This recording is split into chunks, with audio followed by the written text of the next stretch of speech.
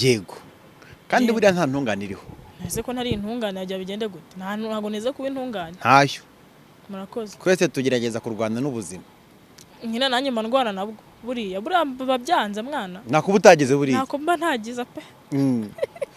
byibuze se aho utangiriye kugerageza guhinduka mwana nta kintu ujya kuvuga ukumva noneho vuti iki sinabasha kukivuga uramutse unkize hari ukavuga ati ndagusheteraho amafaranga tukana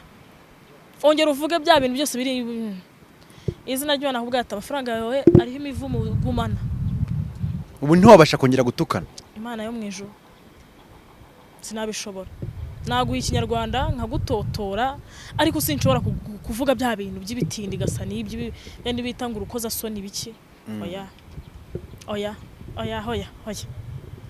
aho no wagiye kunyinjiza sasa rero muri gereza oya Jackie umenya umunsi wafashweho n'iminsi wamazemo hariya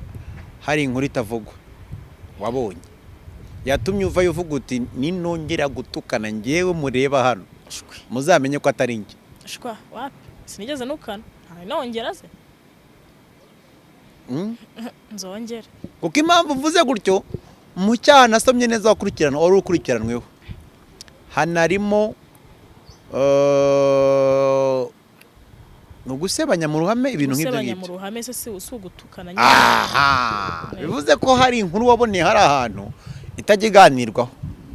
inkuru yatumye uvuga uti nzakora ibindi yego ariko nibigera ku gutukana nzakubwira nti igendera amahoro kuri kwinshi ntago ari ngombwa